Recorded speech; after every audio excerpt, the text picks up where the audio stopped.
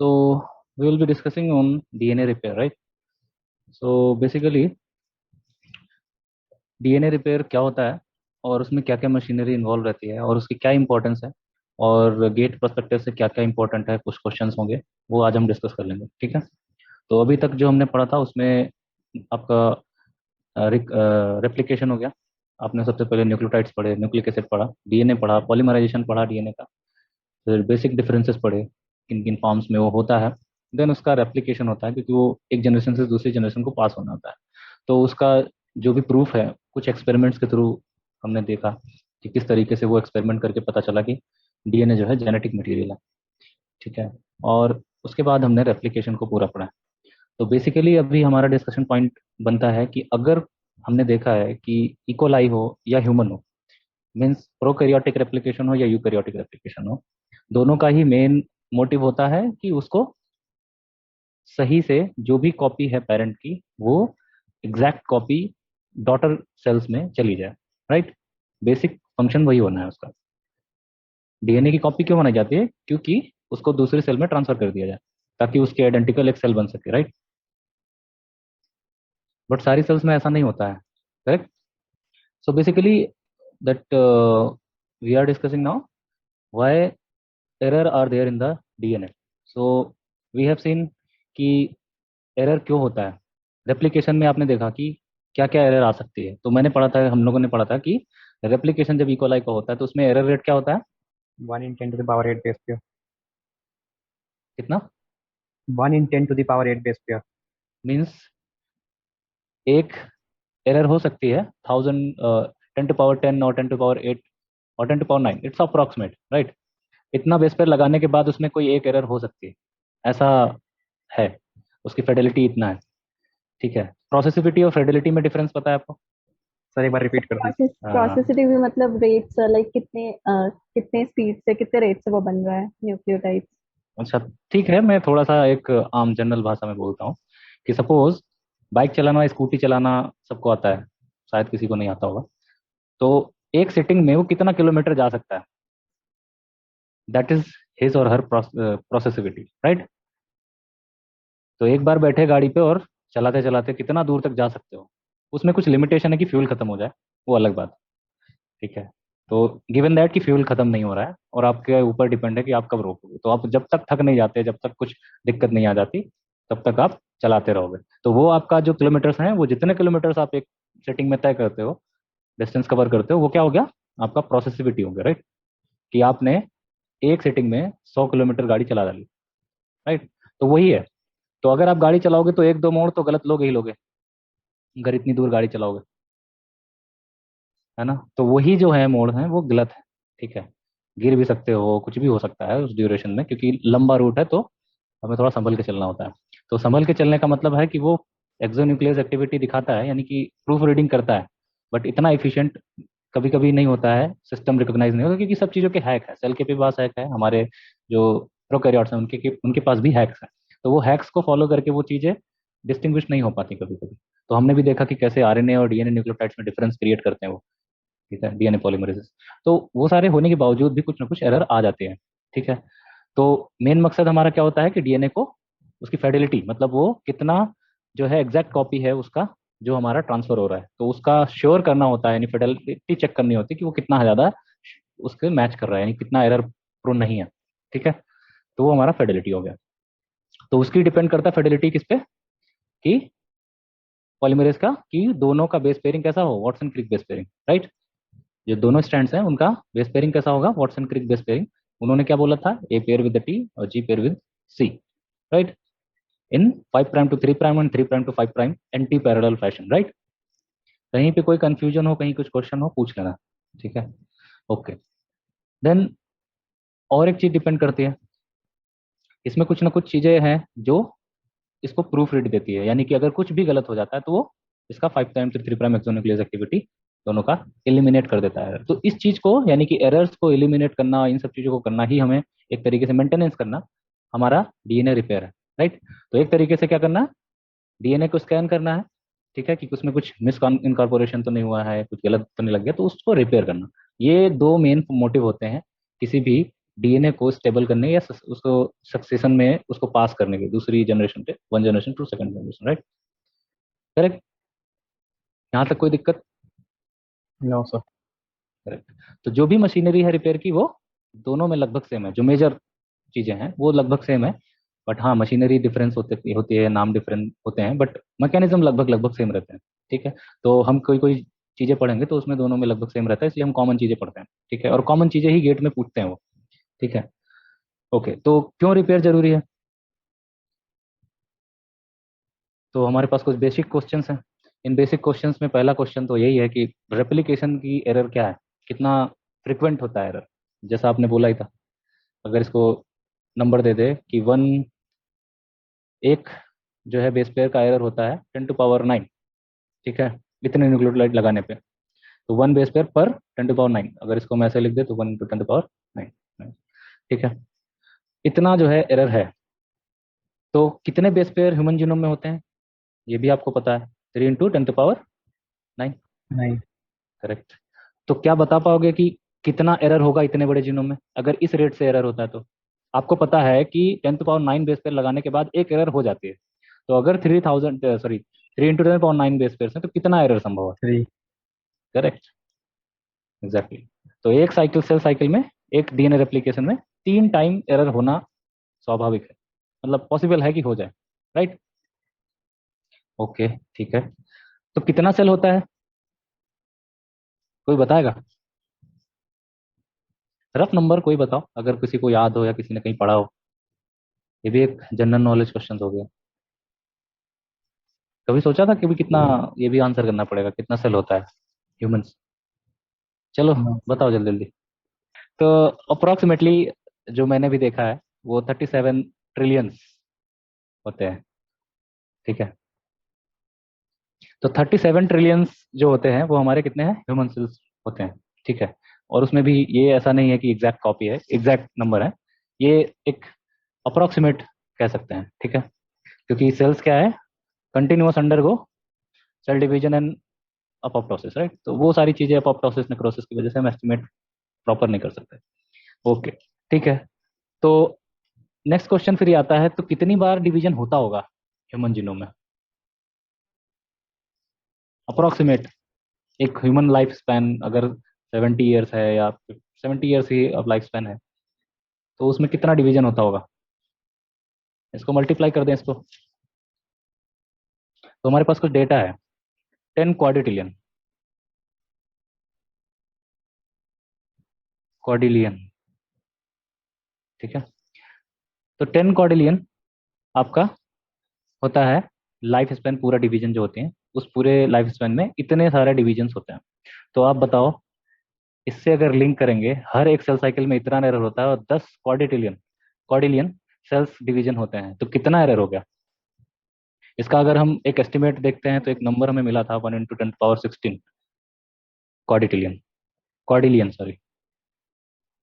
ठीक है, तो ये एक डेटा है जो बताता है कि इतना ज़्यादा सेल डिवीजन होता है, 10⁻16 टाइम्स डिवाइड होता है। तो इसको अगर हम 3 से मल्टीप्लाई कर दें, उतना ज़्यादा एरर्स आ सकते हैं डीएनए ह्यूमन के लाइफ में। ठीक है, सॉरी, ये नंबर देखने में कुछ बड़ा नहीं लग रहा?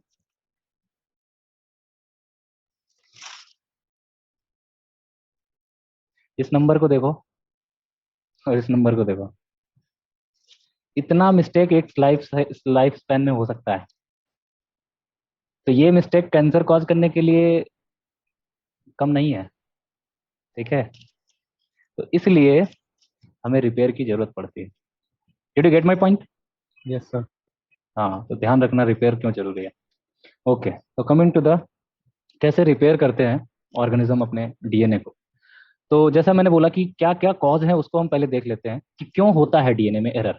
तो आप लोग को कुछ ना कुछ आइडिया है, क्योंकि आपने रेप्लिकेशन पढ़ा है, तो आपको पता है कि अगर अच्छे से नहीं हो पाया रेप्लिकेट या प्रूफ रीडिंग अच्छे से नहीं हो पाई, तो वो एरर आ जाएगी।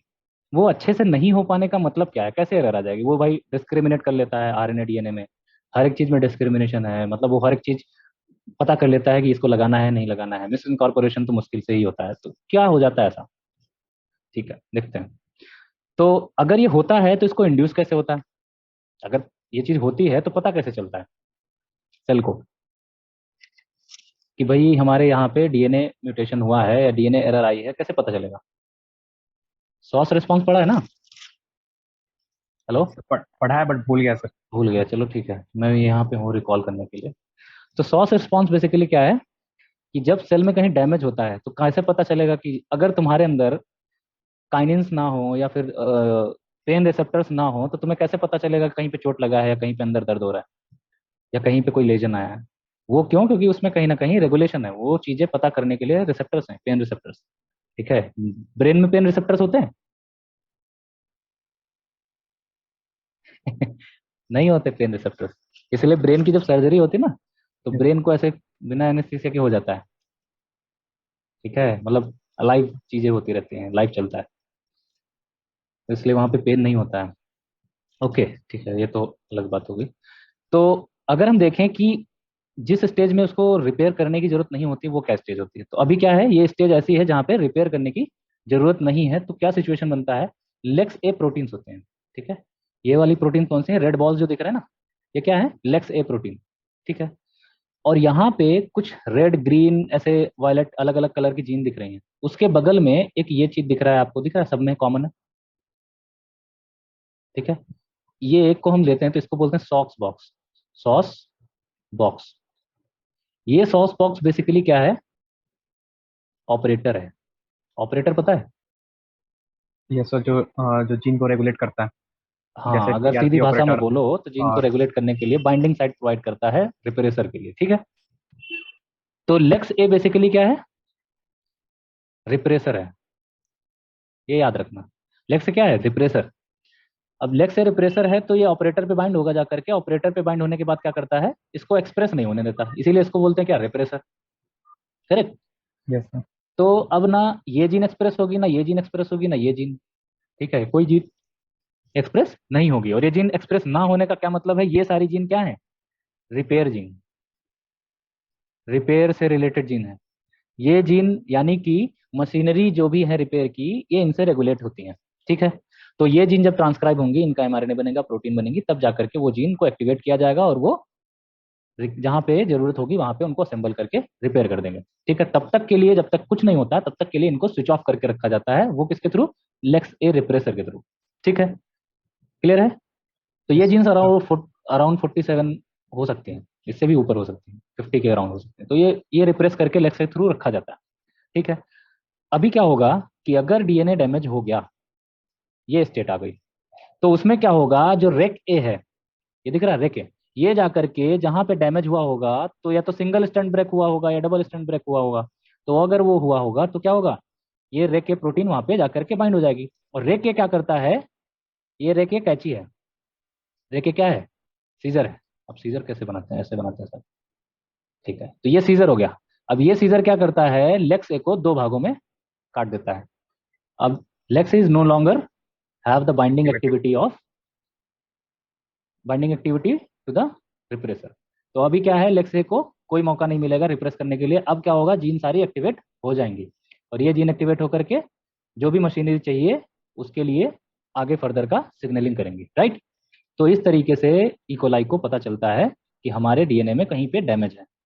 अगर ये पहले से ही रहता तो कैसे इसका एक्सप्रेशन होता? तो ये क्या होता है? लीकी एक्सप्रेशन होता है इसका, इसका और इसका दोनों का ही लीकी एक्सप्रेशन होता है, इसलिए थोड़ा थोड़ा बनता रहता है। और जैसे ही डैमेज रहता है यहाँ पे आता है और इसको रिस्पॉन्स एक्टिवेट, इसको क्लिप करके खत्म कर देता है। करेक्ट?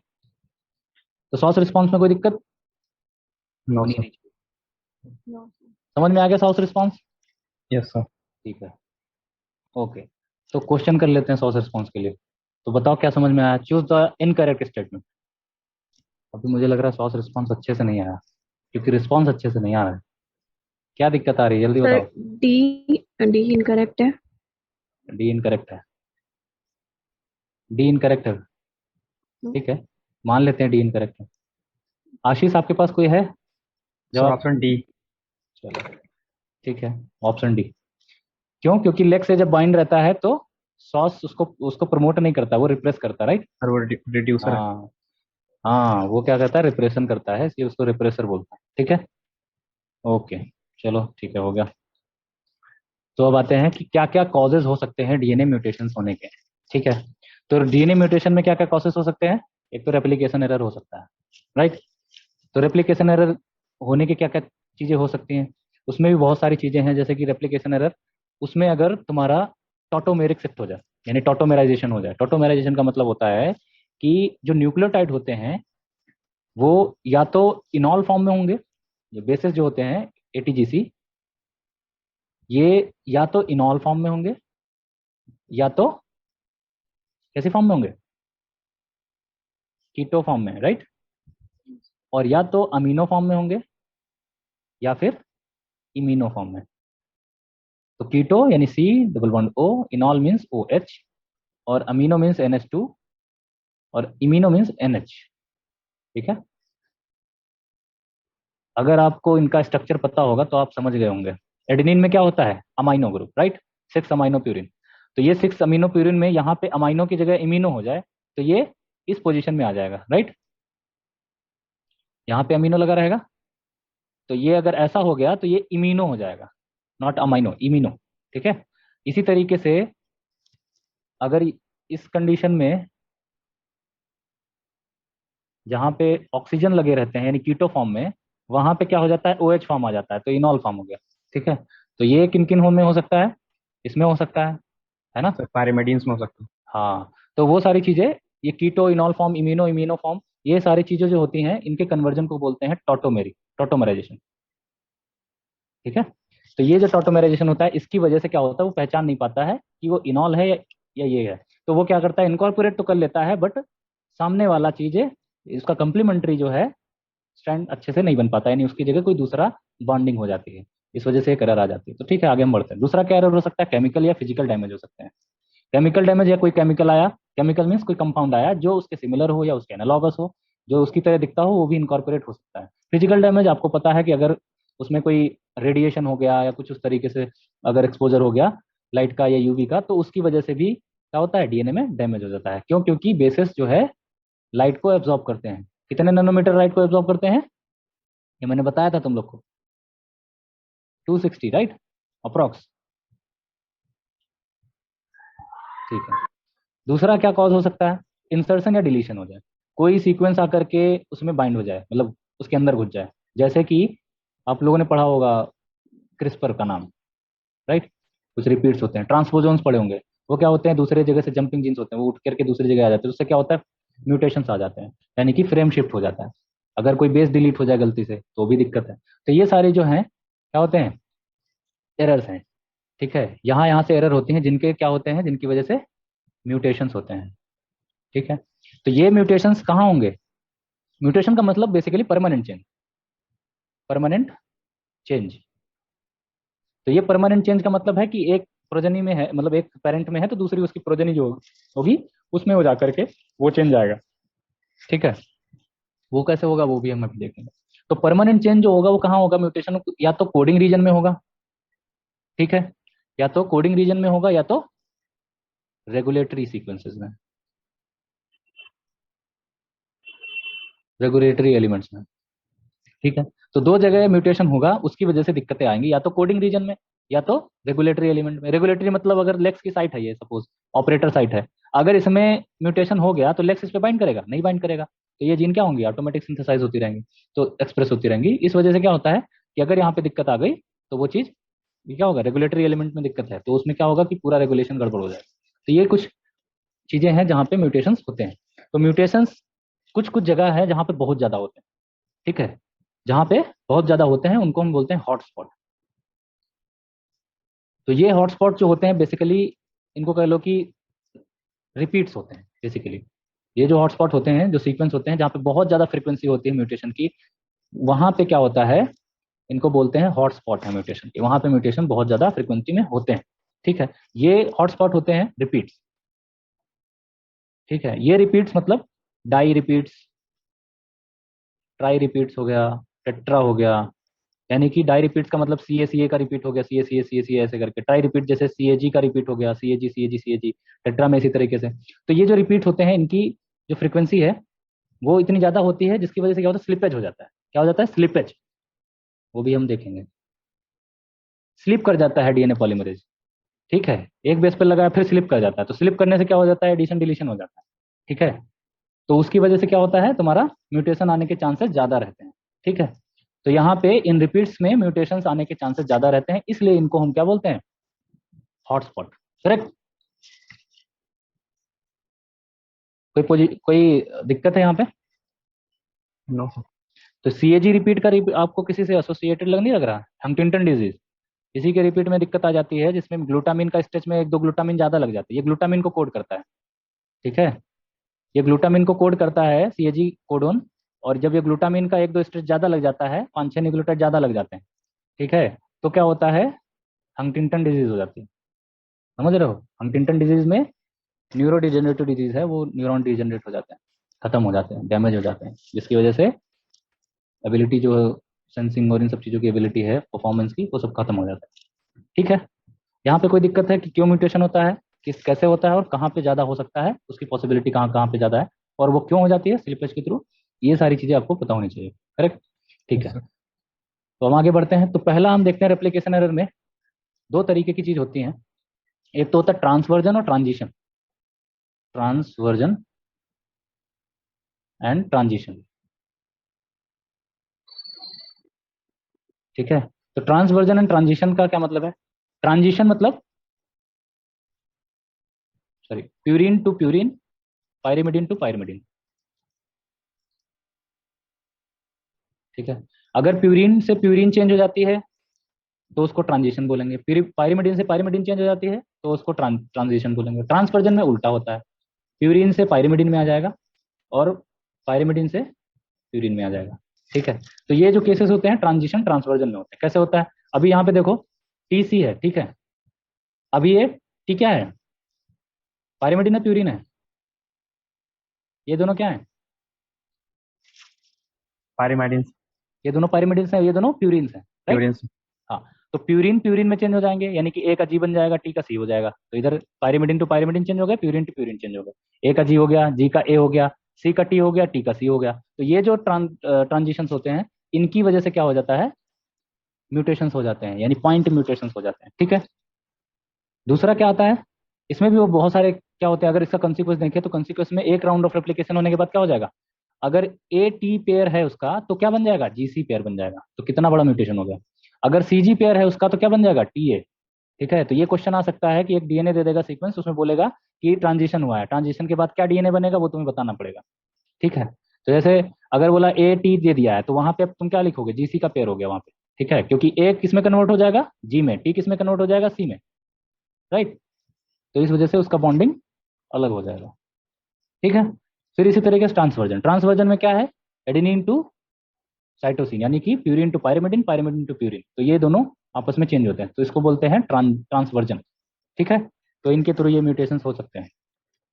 तो कैसे होता है, पहला राउंड आपने किया, फर्स्ट राउंड एप्लीकेशन, यहाँ पे कुछ म्यूटेशन हो गया, यहाँ पे क्या था, देखो यहाँ पे ए है पेरेंटल स्ट्रैंड, एक में टी है, तो एक स्ट्रैंड ये हो गया टेम्पलेट, और एक स्ट्रैंड अगर देखा जाए तो ये हो गया टेम्पलेट, ठीक है। तो अब यहाँ पे क्या होगा, यहाँ पे ए की जगह टी लगना चाहिए ना यहाँ पे, यस सर।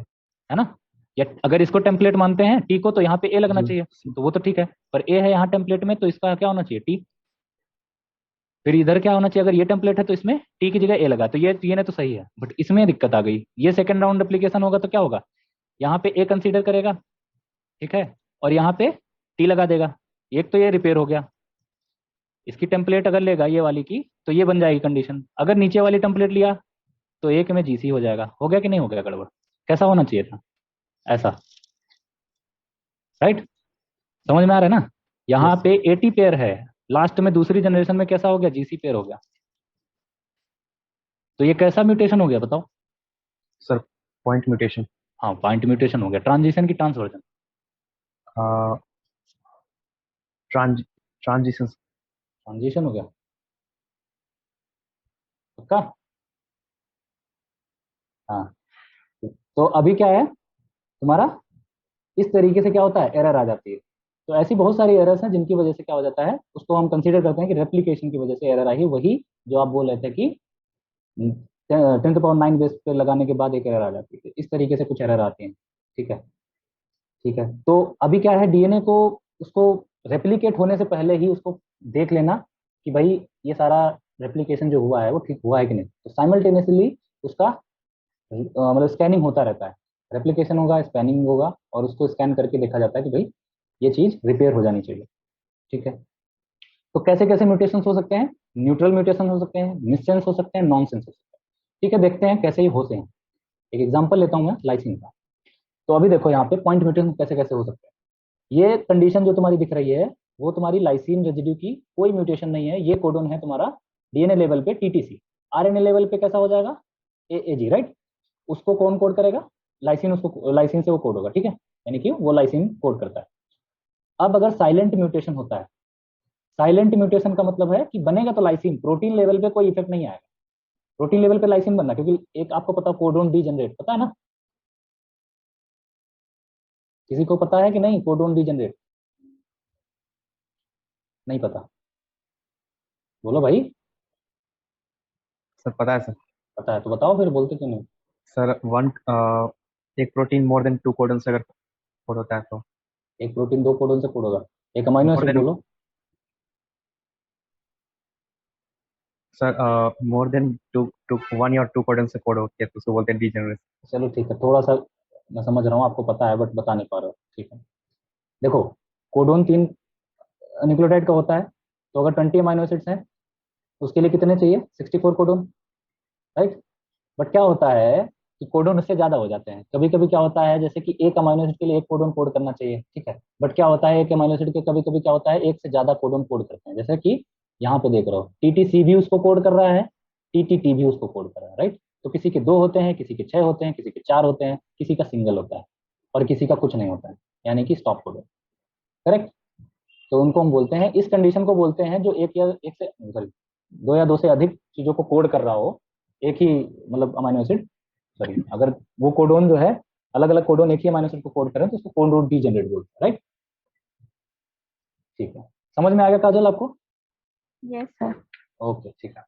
तो साइलेंट में क्या हुआ कि कोडोन म्यूटेशन तो हो गया, सी का टी बन गया।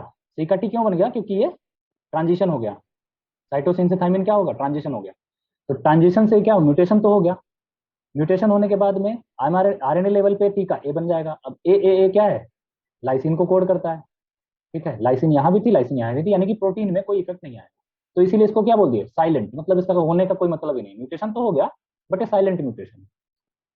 फिर क्या हो जाएगा नॉनसेंस म्यूटेशन में? क्या होता है नॉनसेंस म्यूटेशन में? क्या है कि अगर यहाँ पे टी का ए बन गया, ए से क्या बन जाएगा? यू बन जाएगा, और यू बन गया तो यूएजी बन जाएगा। आपको पता है कि 3 स्टॉप कोडोन है, कौन कौन से हैं?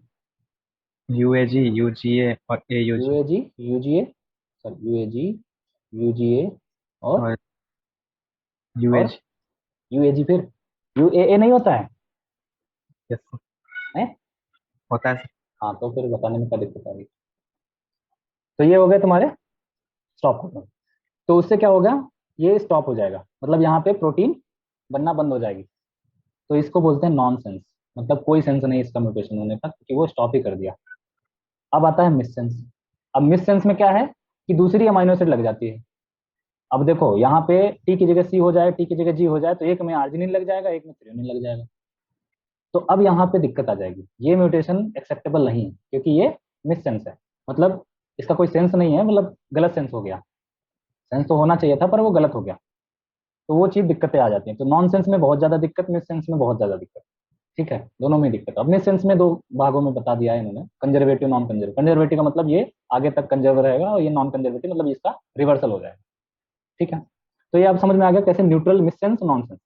न्यूट्रल मतलब कोई अमाइनो एसिड सीक्वेंस में चेंज ना हो जाए, मिस सेंस का मतलब कोई सब्स्टिट्यूट हो जाए अमाइनो एसिड।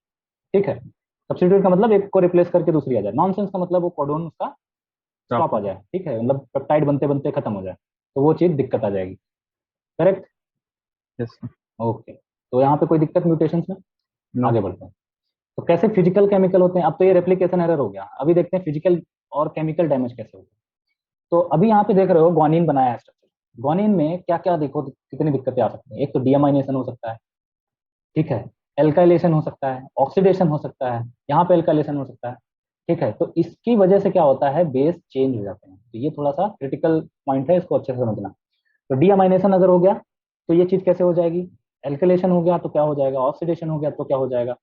और जो है और भी चीजें हैं, जैसे कि इसमें ऑक्सीडेशन में तुम्हारा लाइट की उससे हो गया, x-ray, gamma rays, free radicals, ये सारी चीजें जो है इसको क्या करते हैं, हैम्पर करते हैं। इसकी वजह से क्या होता है, ये न्यूक्लियोटाइड चेंज हो जाता है, जी की जगह ए हो जाएगा, जी की जगह सी हो जाएगा, ए की जगह कुछ और हो जाएगा। तो इस तरीके से बहुत सारे चेंजेस हो जाते हैं। तो अगर हम देखें, वाटर जो है, हमें पता है कि जो वाटर है वो एक्वस सोल्यूशन प्रोवाइड कराता है और वो सेल में रहता है। तो डीएनए हमेशा वाटर से सराउंडेड रहेगा, यानी कि लगभग हर जगह ही वाटर है, ठीक है। बट वाटर क्या करता है, हाइड्रोलिसिस को प्रमोट करता है, राइट। Yes, sir. तो वाटर की प्रेजेंस में हाइड्रोलिसिस होने लगती है। तो हाइड्रोलिसिस कैसे हो जाती है, देखो, डीएमाइनेशन, ये सारी चीजें वाटर की प्रेजेंस में हो जाती हैं। देखो, अभी ये साइटोसिन दिख रहा है आपको, साइटोसिन का वाटर की प्रेजेंस में क्या हो गया, ये अमीनो ग्रुप निकल गया। अब ये क्या बन जाएगा, बताओ जरा, कोई है, काजल आप बताओ, अगर इसमें से अमीनो ग्रुप निकल जाएगा तो क्या बन जाएगा, जाएगा, है क्या बन जाएगा, वो ये ऐड हो जाएगा यहाँ पे मतलब। ओ हो जाएगा। अब ये किसका स्ट्रक्चर है, So time. हाँ ये देखो थाइमिन बोल गया, यूरासिल, समझ रहे हो। Okay, अब yes, sir. यहाँ, मिथाइल ग्रुप नहीं है उसमें. हाँ, तो यूरासिल बन गया। अब यूरासिल और साइटोसिन में बस खाली इसका डिफरेंस था, वो निकल गया। अब क्या बन गया, सी से यू। अब लगना तो सी था, मतलब सी था, बट वाटर की उससे क्या हो गया, वो यू बन गया। अब यू से कौन पेयर होगा, अगर आरएनए है तो उसको टेम्पलेट ए। एज कंसिडर करेगा ए, पर थाइमिन तो नहीं लग पाएगा, तो ए ही लगेगा। तो क्या आना चाहिए था, सी से आना चाहिए था जी, बट क्या हो गया, ए, तो ये हो गया ना गड़बड़। तो डी अमाइनेशन से भी दिक्कत। ठीक है, आगे देखते हैं।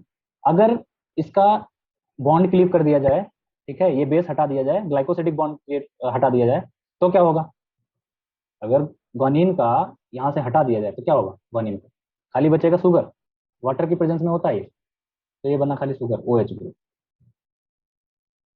यानी कि आ बेसिक साइट। आ बेसिक मतलब बेस नहीं है उसमें, बात समझ रहे हो, बेस ना होने को बोलते हैं आ बेसिक साइट या ए बेसिक साइट। क्लियर है। Yes, तो sir. ए बेसिक साइट होने का मतलब है वो एज अ म्यूटेशन क्रिएट हो गया, वहां पे कोई दूसरी वो जो है रिप्लेस करके लगा दी जाएगी, जिसकी वजह से क्या होगा, डीएनए के सीक्वेंस में चेंज होगा। तीसरा एक देखते हैं फिर।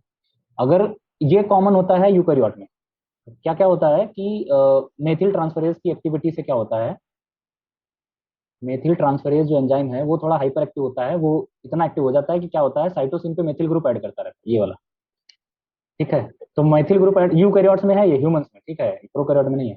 तो मेथिल ग्रुप ऐड होता है, इसको बोलते हैं 5 कार्बन पे मेथिल लगा देते हैं, 5 मेथिल साइटोसिन बोलते हैं, ठीक है, समझ में आ गया। तो ये कहीं कहीं बेसिस देखने को मिल जाते हैं, ये नॉर्मली देखने को साइटोसिन की जगह एम साइटोसिन देखने को मिल जाता है यूकैरियोटिक डीएनए। बट अगर इसका डीएमाइनेशन हो जाएगा तो बताओ क्या बनेगा, बताओ, So अगर इसका timing अलग. डीएमाइनेशन हो जाएगा तो क्या टाइमिंग। बनेगा, Timing. टाइमिंग। करेक्ट। तो सी से कौन पेयर होना चाहिए था, यहाँ पे इससे पेयर होता जी, ठीक है, बट अब कौन पेयर होगा, ए। तो ये क्या हो गया, म्यूटेशन। तो इस तरीके से डीअमाइनेशन है वो वाटर की प्रेजेंस में, हाइड्रोलिसिस की प्रेजेंस में, यानी हाइड्रोलिसिस की वजह से वो तुम्हारा ग्लाइकोसिडिक बॉन्ड ब्रेक हो जाता है, तुम्हारा डीअमाइनेशन हो जाता है, जिसकी वजह से क्या हो जाते हैं, बेसिस चेंज हो जाते हैं। और बेसिस चेंज होने का मतलब समझ रहे हो ना, पॉइंट म्यूटेशन क्रिएट हो जाता है, और ये सारी चीजें मिससेंस, नॉनसेंस और ऐसे तरीके के बहुत सारे म्यूटेशन आ जाते हैं, ठीक है। और वो प्रोटीन नॉन फंक्शनल, ये तो हो गया डीअमाइनेशन और तुम्हारा ग्लाइकोसिडिक ब्रेकडाउन। फिर देखते हैं कि एल्कलाइजेशन में क्या हो जाता है। एल्कलाइजेशन में मैंने बोला ये तुम्हारा मेथिल, मेथिल मतलब क्या है, मेथिल एथिल, ये क्या है, एल्कलाइजेशन, एल्किल। तो ये जो है ग्रुप लगा दिए जाते हैं मेथिल ग्रुप, तो इसकी वजह से क्या हो जाता है, और भी हम एग्जांपल दे सकते हैं। उसमें तुम्हारा ग्वानिन पे लग गया, मेथिल लग जाता है, उसकी वजह से वो थोड़ा डिस्टॉर्शन हो जाता है, ठीक है। ओके, तो अब बताओ कि which of the following is the common type of hydrolysis damage in the cell, कोई बताएगा, Sorry. चलो जल्दी जल्दी बताओ, थोड़ा स्पीड पकड़ेंगे तो। एक से ज्यादा आंसर करेक्ट हो सकते हैं। Option D. Option D, Yes, sir. ठीक है, चलो देखते हैं। Breakage of glycosidic linkage between the basis and the DNA backbone, ये करेक्ट है क्या, यस सर, वाटर एडिशन। होता है, मैंने अभी देखा ना, आप लोगों ने देखा होगा कि अभी ग्लाइकोसिडिक लिंकेज की वजह से बेसिस खत्म हो जाता है, ठीक है। Deamination of cytosine to uracil, ये भी आपने देखा। Removal of cytosine from backbone to create a basic site, cytosine को बैकबोन से क्रिएट करके अ बेसिक साइट बना देते हैं। सर आपने बताया था गुआनिन के साथ वैसे कर सकते हैं। हाँ, तो गुआनिन के साथ कर सकते हैं।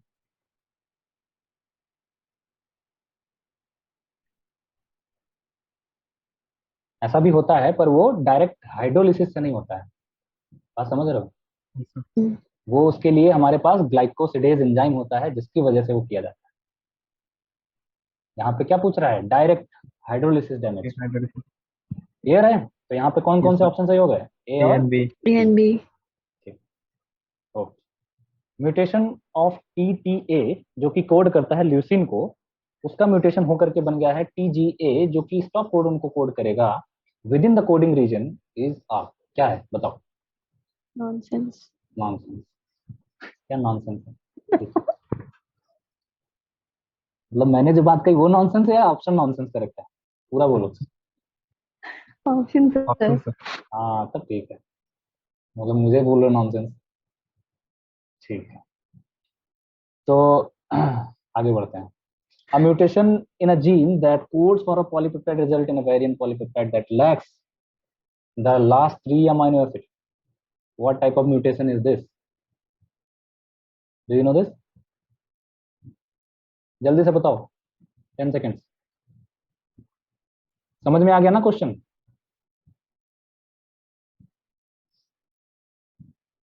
सन्नाटा छा गया। क्वेश्चन आया समझ में? Yes sir. हाँ ठीक है, आंसर करो फिर। काजल आपको आया समझ में? सर नहीं। नहीं।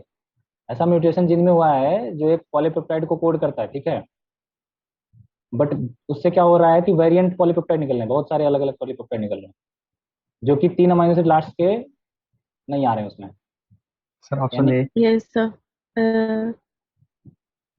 क्या ऑप्शन? मैं सिनोनिमस थोड़ा म्यूटेशन। डायग्रामेटिक इसको रिप्रेजेंट करूँ तो ये आपका पॉलीपेप्टाइड चेन को सी। कोड करता है। हैं? क्या हो गया? सर सी। मुझे लगता है क्वेश्चन समझ में नहीं आया। देखो, सपोज इसमें 20 अमीनो एसिड लग रही है, ठीक है, 20 अमीनो एसिड लग रही है। लास्ट की ये एक, दो, तीन, 3 अमीनो एसिड हैं।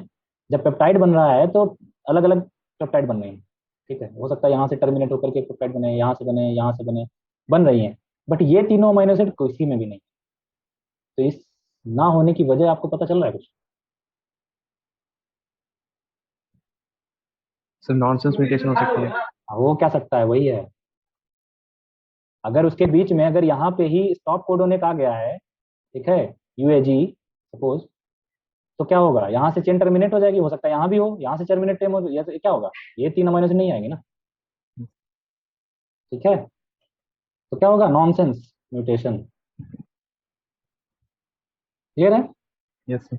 हाँ, अभी कोई दिक्कत नहीं होनी चाहिए क्वेश्चन करने में। ध्यान से करना क्या पूछ रहा है, उसका थोड़ा लॉजिक लगा करके। ये गेट में आता है, यही गेट का क्वेश्चन है। मुझे नहीं पता है किस ईयर में आया है, बट ये क्वेश्चन है। ठीक है, आगे बढ़ते हैं। ये बताओ भाई, अगर ये किसी ने नहीं बताया, बताओ। तो इसमें डीएनए का सीक्वेंस दे रखा है। इसके बड़े क्वेश्चन से थोड़ा दिमाग मत हिल जाए आप लोग का, थोड़ा सा पेशेंस रखना, ठीक है। क्वेश्चन आप काफी इजी है। डीएनए सीक्वेंस, ये वाला सीक्वेंस है ऊपर जो लिखा 5 prime to 3 prime, is mutated to obtain, ठीक है। ये जो है आपको P Q R S T ये ऑप्शन दिए हैं, इनमें से क्या हुआ है? पॉइंट म्यूटेशन को रिप्रेजेंट किया है माइनस से, ठीक है, या फिर लोअर केस लेटर से, ठीक है। विच of the above mutants do not have frame shift? अब ये पूछा तो है नहीं किसी ने, फ्रेम शिफ्ट होता क्या है? सर अगर सर जब अगर कोड एक। करती है क्या कोड करती है? प्रोटीन, जब हाँ। प्रोटीन के लिए जब कोड करती है तो तीन तीन के कोडोन्स के हाँ। लेकर कोड करती है। अगर किसी अगर बीच में पॉइंट म्यूटेशन आती है या अच्छा। डिलीशन होता है, इंसर्शन होता है, तो हाँ। एक एक्स्ट्रा कोड लगने के कारण वो फ्रेम शिफ्ट होता है। अच्छा, मतलब तुम्हें पता तो है, बट अच्छे से बता नहीं पाए। काजल आपको पता है, बताओ फिर। ये सर मतलब अगर एक कोड का लाइक एक किसी कोड का डिलीशन हो जाए तो फिर कोड का पीछे देखो, वाला पहला तो आप तो टर्म अच्छे नहीं यूज कर रहे हो। अगर कोड की बात कोड कर नहीं, रहे हो तो एक तीन बेस का। न्यूक्लियोटाइड की बात करोगे ना। बेस का।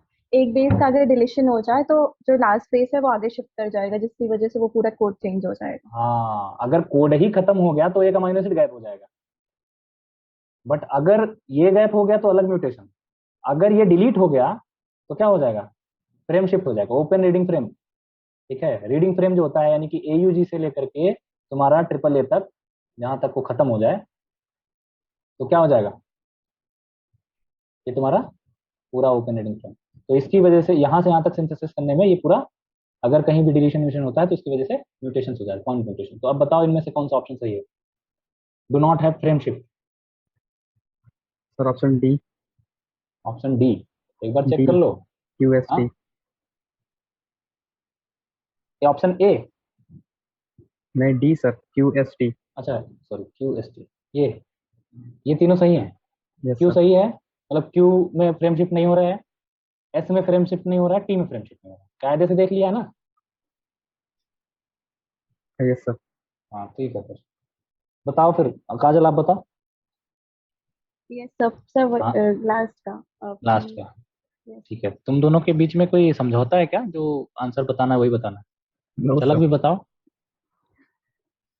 ठीक है, मैं मजाक कर रहा हूँ, देखो क्यू क्यों बताया आपने, एस टी चलो ठीक है, गलती कर दी, आपके नंबर कट हो गए। ऑप्शन बी सही है, पी एस टी। पी में कोई इंसर्शन डिलीशन नहीं है, ठीक है, और एस में कोई इंसर्शन डिलीशन नहीं है, टी में नहीं है। क्यू और आर दोनों में ही इंसर्शन डिलीशन, देखो दोनों ही, एक छोटा लग रहा है तुम्हें यहाँ से पता चल रहा है, एक बड़ा लग रहा है तुम्हें यहाँ से पता चल रहा है ना। Yes sir. हाँ तो बस खत्म हो गया फ्रेंडशिप।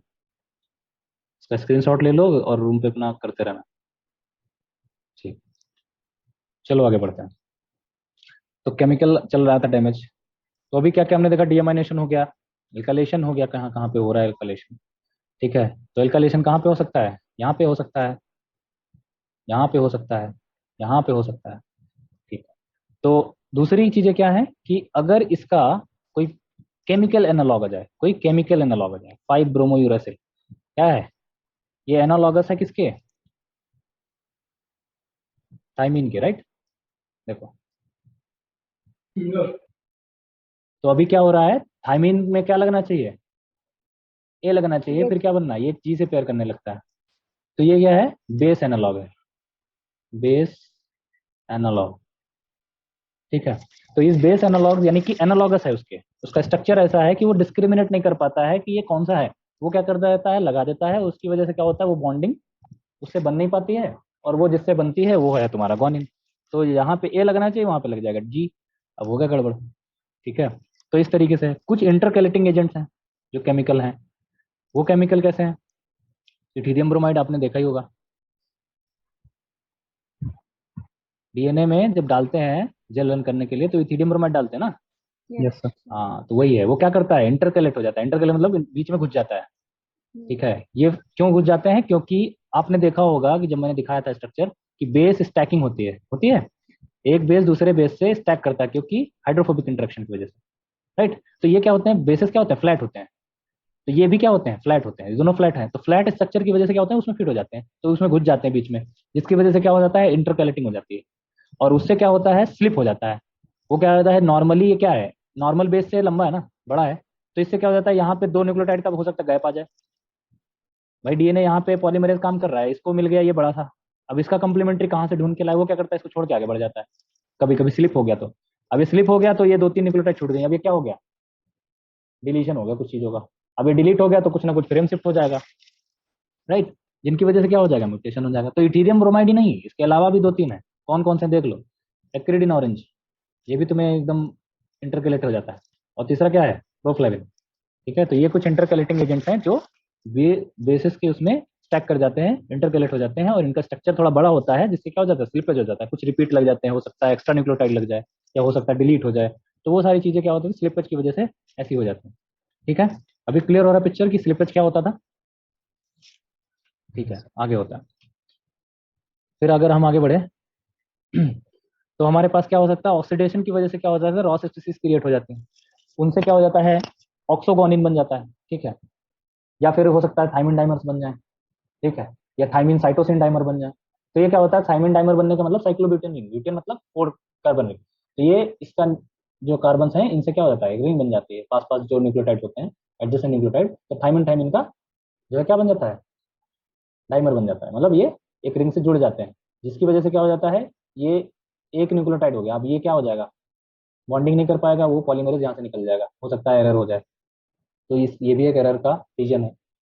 यहाँ पे थाइमिन साइटोसिन भी अगर क्लोज प्रॉक्सिमिटी में है, तो भी ये रिंग बना लेते हैं बीच में, ठीक है, तो इसका भी एक बन जाता है। क्लियर है? तो ये किससे हो रहा है? यूवी की प्रेजेंस में, यूवी लाइट की प्रेजेंस। तो यूवी क्या है? अप्रॉक्स कह लो 260 नैनोमीटर का है, ठीक है, वेवलेंथ। तो 260 नैनोमीटर ये ऑब्जॉर्व करते हैं, जिसकी वजह से क्या होता है, इनका बॉन्डिंग बन जाती है, वो तुम्हारा थायमिन डाइमर के रूप में हम जानते हैं। ठीक है, तो ऑक्सीडेशन का समझ में आ गया। दूसरा है कि अगर ग्वानिन में मेथिल ग्रुप ऐड हो जाए, एल्काइलेशन। अब अगर मेथिल ग्रुप 6 ऑक्सीजन पे ऐड हो गया, ये तुम्हारा 6 ऑक्सीजन है, यहाँ पे मेथिल ग्रुप ऐड हो गया, मेथिल मिथाइलेशन, तो क्या होगा? पहले तो साइटोसिन से पेयर हो रहा था, अब ये क्या हो जाएगा? मेथिल ग्रुप थाइमिन से पेयर होना चालू हो जाएगा। तो मेथिल से ओ मेथिल साइटोसिन ग्वानिन से थाइमिन बन जाएगा वो, समझ रहे हो? उसका पेयरिंग हो जाएगा। तो जहाँ पे जी था वहाँ पे टी आ जाएगा, और टी जब आ गया तो अगले एप्लीकेशन राउंड में क्या हो जाएगा? ए हो जाएगा। ठीक है, तो इस तरीके से म्यूटेशन कॉज हो जाएगा। तो अब ये सारे म्यूटेशन जो हैं वो तुम्हारे फिजिकल केमिकल हो या कैसे भी हो, वो सारा का रिपेयर हम देखेंगे कैसे होगा। ठीक है, तो इन सब का रिपेयर करने के लिए हमें कुछ ना कुछ चाहिए होगा मशीनरी, और कैसे रिपेयर एक्टिवेट होता है वो भी मैंने देख लिया है, यानी आप लोगों ने देख लिया। ठीक है, तो बेसिकली रिपेयर कैसे होगा, तो क्या क्या रास्ते हैं रिपेयर को करने के लिए, एड्रेस करने के लिए? पहला, उसको डायरेक्ट रिपेयर कर दिया जाए, राइट, यानी कि मॉडिफिकेशन को रिवर्स कर दिया जाए, यानी डायरेक्ट रिपेयर हो गया। एक इनडायरेक्ट रिपेयर होगा कि मशीनरी को इन्वॉल्व होना पड़ेगा। ठीक है, removal of damage DNA replace कर दिया जाए उसको। तो डैमेज डीएनए है उसको हम हटा दें किसी की दूसरे एंजाइम्स की मदद से, तो तुम्हारा इनडायरेक्ट रिपेयर होगा। तो डायरेक्ट इनडायरेक्ट तरीके से हम रिपेयर कर सकते हैं, बट उसमें चैलेंज क्या है, कोई बता सकता है? रिपेयर तो हम कर सकते हैं, बट चैलेंज क्या है? चैलेंज है, पहला चैलेंज कोई किसी को है अंदाजा? बताओ, अगर किसी को एड्रेस करना है दोनों वेज, तो क्या चैलेंजेस है, कोई बताएगा? नहीं बताओगे? पहला चैलेंज तो यही है कि स्कैन करना पड़ेगा, scanning the genome, scan with in the span of the replication, मतलब जब तक वो डिवाइड हो रही है उसके बीच में ही आप उसको स्कैन भी कर लेना है। और दूसरा क्या है, स्कैन करने के बाद क्या करना है? रिपेयर करना है। रिपेयर करना बड़ी बात नहीं है, बट रिपेयर को शॉर्ट टर्म में करना बड़ी बात है। तो इतना बड़ा जीनोम को स्कैन भी करना है और शॉर्ट टर्म में रिपेयर भी करना है, ये क्या है, इसके चैलेंजेस। बात समझ में आई? क्लियर है? ठीक है, बेनिफिट क्या है रिपेयर करने का? मान लो हमने चैलेंजेस ले लिए, तो चैलेंजेस एक्सेप्ट कर लिया, आप उसको कर लिया, तो चैलेंज एक्सेप्ट किया, उसका बेनिफिट क्या है? बेनिफिट ये है कि हमारे जो जर्म लाइंस हैं, जर्म सेल्स हैं, उनमें म्यूटेशन फ्री यानी फर्टिलिटी अच्छी होगी। ठीक है, तो बेनिफिट्स हमारे क्या होंगे? प्रोटेक्टिंग सोमैटिक सेल्स, यानी कि जो हमारी जो जर्मिनेटिंग सेल्स छोड़ के जितनी बॉडी में सेल्स, सोमैटिक सेल्स, वो प्रोटेक्ट हो जाएंगी। दूसरा, तुम्हारे जर्मलाइन सेल्स, जर्मलाइन सेल्स समझ रहे हो ना, स्पर्म्स एंड एग्स। ठीक है, तो ये जर्मलाइन सेल्स हैं, तो ये क्या है, इनमें अगर गड़बड़ी आ गई तो फिर आगे प्रोजनी में गड़बड़ी, तो वो चीज एकदम करेक्ट होनी चाहिए। तो ये हमारे बेनिफिट्स हैं रिपेयर होने के। ठीक है, कि आगे की जनरेशन जो है वो एग्जैक्टली वैसी कॉपी जाती है। ठीक है, एग्जैक्टली तो नहीं कहते हैं, रिकॉम्बाइन होकर के जाती है। ठीक है, तो हम रिपेयर को एड्रेस करने के लिए, हमारा इतना सारा रिपेयर अगर है हो रहा है, तो उसको एड्रेस करने के लिए हमें कौन सी मशीनरी की जरूरत पड़ेगी? तो हम एक तो देखेंगे कि कैसे उसको रिवर्स कर सकते हैं शॉर्ट टर्म में, और दूसरा हम उसको कैसे, अगर डीएनए डैमेज है तो बल्कि डैमेज है, तो उसको हम कैसे हम और एंजाइम्स की मदद से, मशीनरी की मदद से रिपेयर करें। ठीक है, तो आपने देखा होगा कहीं रोड पे छोटे छोटे गड्ढे हो जाते हैं, सरकार क्या करती है? पहला तरीका, अगर प्रस्ताव पारित हो गया तो रोड बन जाएगी, नहीं। ठीक है, और शॉर्ट टर्म तरीका अगर देखा जाए, ये तो काफी लंबा हो जाता है, एक साथ सरकारें बदल जाती हैं। ये अगर छोटे गड्ढे भरने तो क्या करते हैं, लोकल उसको बुलाते हैं और यहाँ पे थोड़ा सा डामर गिट्टी डलवा करके सही करा देते हैं। तो ये हमारा रिवर्सल हो गया एक तरीके से, छोटा सा रिपेयर कर लो। ठीक है, कुछ दिन तक चल जाएगा। तो अगर फुल्ली रिपेयर करना है तो सड़क दोबारा बनानी पड़ेगी, उसके लिए टाइम चाहिए। तो इस तरीके से हमारे पास अगर मशीनरी चाहिए हैवी, तो हमारे पास कई तरह की मशीनरी है अलग अलग टाइप के रिपेयर करने की। तो यहाँ पे हमारे पास कुछ टाइप के रिपेयर्स हैं और उनको रिपेयर करने के लिए कुछ मशीनरी है। तो देखो, यहाँ पे मिसमैच रिपेयर है। अगर मिसमैच मतलब ए का जी हो गया, जी का टी हो गया, मिसमैच हो गया। ठीक है, मिसमैच तो समझ रहे हो ना, टी है तो यहाँ पे जी हो गया, तो अब ये मिसमैच हो गया, तो इसको रिपेयर करने के लिए एक मशीनरी है जो कि रेप्लिकेशन एरर है, तो मशीनरी ये है। ठीक है, ये तुम्हारे ह्यूमंस में है और ये आपका मेल्स में, सॉरी इकोलाई में। ठीक है, दूसरा फोटो रिएक्टिवेशन, ये एक तरीके से डायरेक्ट रिपेयर है। ठीक है, वो भी हम देखेंगे। ये किसकी मदद से होता है? फोटोलाइएज।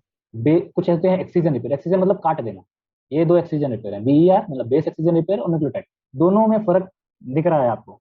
बेस मतलब कुछ बेस निकाल देना, यानी कि एटीजीसी को रिमूव कर देना, और न्यूक्लियोटाइड का मतलब पूरा का पूरा न्यूक्लियोटाइड ही हटा देना वहां से, करीब 10 से 12 न्यूक्लियोटाइड हटा देना। तो वो होता है तुम्हारा न्यूक्लियोटाइड एक्सीजन रिपेयर। तो दो आपके रिपेयर हो गए, ये डायरेक्ट रिपेयर हो गया। तो ये कैसे है? तुम्हारा डीएनए ग्लाइकोसाइलेज की मदद से होता है। ये तुम्हारा कैसा है? ये इसमें कुछ सारे एंजाइम्स लगते हैं, काफी सारे, यूवीआर एबीसी, यूवीआर डी, ये सारे इकोलाई में है, और ये आपके पूरे ह्यूमंस में। ठीक है, दोबारा आप इसमें देख रहे होगे डबल स्टैंडर्ड ब्रेक और translation synthesis. Double standard break दो तरीके से हो सकता है, या तो तुम्हारा होमोलोगस रिकॉम्बिनेशन हो या फिर आपका नॉन होमोलोगस रिकॉम्बिनेशन। उसके लिए कौन सा एंजाइम चाहिए? ये चाहिए, ये होमोलोगस रिकॉम्बिनेशन के लिए चाहिए। फिर तुम्हारा अगर ट्रांसलेशन सिंथेसिस, ये तो आपको पता होगा टीएलएस, है ना? टीएलएस को चाहिए तो उसके लिए इस फैमिली के पॉलीमरेज चाहिए, इकोलाई में ये वाले चाहिए। तो इस तरीके से आपने टेबल देखी हुई होगी, तो उस तरीके से एंजाइम हम बुलाते हैं अलग अलग तरीके से रिपेयर करने के लिए, ठीक है? तो हम एक एक करके इनको थोड़ा सा देखेंगे। तो पहले हम डायरेक्ट रिपेयर देख लेते हैं कि कैसे हो सकता है जल्दी से रिपेयर, यानी कि गड्ढा भरना है बस।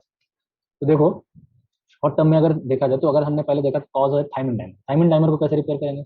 ऐसे बन जाएंगे थायमिन डाइमर। ये कैसे बनते हैं? यूवी की प्रेजेंस में, ठीक है? अब ये यूवी लाइट आया, ठीक है? यहाँ पे यूवी लाइट आया, इसमें बन गया थायमिन डाइमर। देखो, ये थायमिन डाइमर बन गया। अब ये क्या हो गया? फोटोलाइएज एक होता है एंजाइम, वो आता है जहाँ पे ये थायमिन डाइमर होते हैं। ये बाइंड हो गया यहाँ पे। ये डार्क में नहीं एक्टिव रहता है, जैसे ही लाइट पड़ती है ये एक्टिव हो जाता है, ठीक है? और एक्टिव होने से क्या होता है? जो उसको रिपेयर कर देता है, ये इसको हटा देता है और वो अपना हट जाता है। समझ गए? तो क्या होगा? लाइट की प्रेजेंस में वो रिपेयर कर देता है, ठीक है? और इसीलिए आप लोगों ने कभी लेमिनार एयर फ्लो सुना है? Yes sir. Would, laminar would, उसमें क्या करते हैं? यूवी लाइट लगा होता है, right? Yes sir. UV light लगा होता है। यूवी लाइट क्या करते हैं? ऑन करते हैं, फिर थोड़ी देर के लिए 10-15 मिनट के लिए ऑन करके रखते हैं। हम कहते हैं माइक्रो ऑर्गेनिज्म मर गए, है ना, खत्म हो गए। क्यों खत्म हो गए? क्योंकि उनमें हम सस्पेक्ट करते हैं कि वो थायमिन डाइमर बन गए होंगे और उसका डी सेल डिवीजन हुआ नहीं होगा, और उसकी वजह से वो क्या होगा? मर जाएगा। क्यों? क्योंकि हम लाइट नहीं दे रहे हैं, और लाइट दे देते तो क्या हो जाता? डीएनए फोटोलाइज एक्टिवेट हो जाता। इसीलिए हम कभी कभी क्या करते हैं? कपड़ा डाल देते हैं काला, ब्लैक क्लॉथ डाल देते हैं ताकि वो उसके अंदर लाइट ना जाए। इसीलिए तुरंत नहीं ऑन करना चाहिए लाइट, ठीक है? टीवी ऑन करने के बाद, ठीक है? समझ में आ गया? ठीक है, तो क्वेश्चन बताओ फिर। Direct reversal of pyrimidine dimers in prokaryotic cell is accomplished by. जल्दी से बताओ, बी। इसमें सोचने की जरूरत नहीं है। B, B. करेक्ट, ठीक है। आशीष आप सहमत हो ना? कोई यस सर। कंफ्लिक्ट तो नहीं है? चलो ठीक है, ठीक है। तो इस तरीके से थायमिन डाइमर का रिपेयर हो गया डायरेक्ट। दूसरा रिपेयर देखते हैं।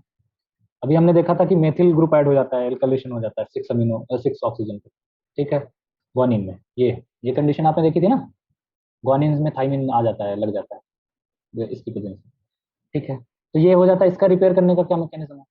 इसमें ये है कि आप इसको सीधे, मेथिल ट्रांसफरेज एक एंजाइम होता है, उसको क्या होता है? मेथिल ग्रुप अपने आप ले लेता है, ठीक है? यानी जो मेथिल ग्रुप उसमें लगा है वो मेथिल ग्रुप अपने आप में लगा लेता है। बट ये बहुत ज्यादा कॉस्टली है सेल के लिए, हमारे लिए कोई बात नहीं, बहुत कॉस्टली है। क्यों कॉस्टली है, कोई बताएगा?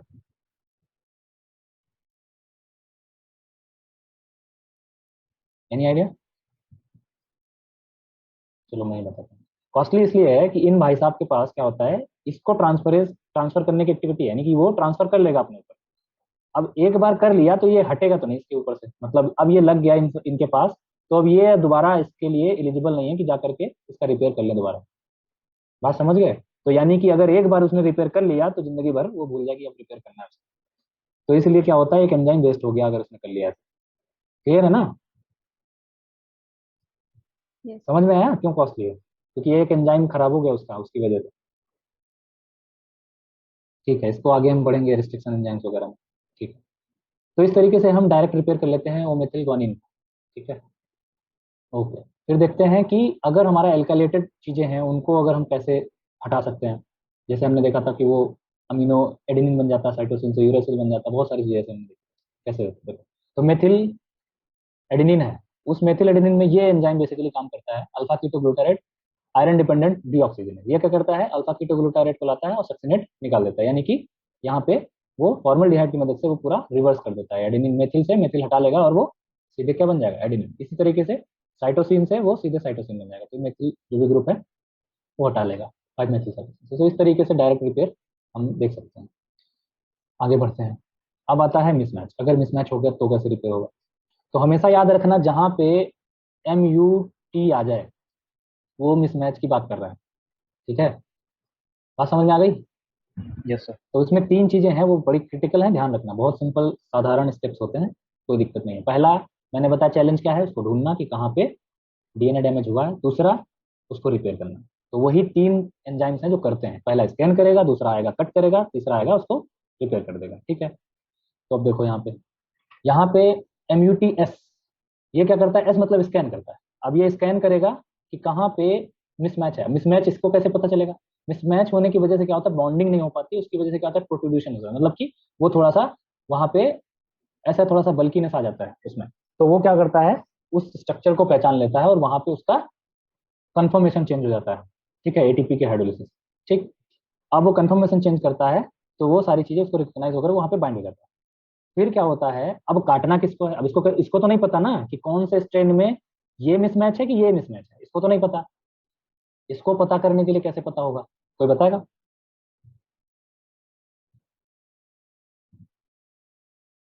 कि किसमें मिसमैच हुआ है ये कैसे पता चलेगा? यहाँ पे T सही है या G सही है ये कैसे पता चलेगा? मिसमैच तो हम समझ रहे हैं, ये पता चलेगा हेमी मेथाइलेटेड DNA की वजह से, राइट। क्योंकि जब DNA में रेप्लिकेशन हो रहा होता है तो तुरंत क्या हो जाता है, मेथिल ग्रुप ऐड होना चालू हो जाता है। तो एक स्टैंड पे मेथिल होगा तो जिस पे मेथिल होगा उस DNA को एज अ पेरेंटल स्टैंड माना जाएगा और उसके अगेंस्ट जो भी गलत होगा उसको लगा दिया जाएगा कंप्लीमेंट्री, राइट। क्लियर है? हेलो? ओके, कोई कंफ्यूजन हो तो बोलना, ठीक है। तो अभी क्या होगा, methyl hemi methylated state of DNA को रिकॉग्नाइज करने के लिए हमारे पास एक एंजाइम चाहिए होगा, वो कौन आएगा? एल। एल क्या करता है, मेथिल जहां पे ऐड रहता है वहां पे जा करके इसके बगल में रुक जाता है, जहां भी मेथिल होगा। सपोज लो यहाँ मेथिल है, अब यहाँ पे रुक गया और वो क्या करता है, एच को लोकेट करता है। एच क्या है, एक तरीके से एक्सोन्यूक्लियस।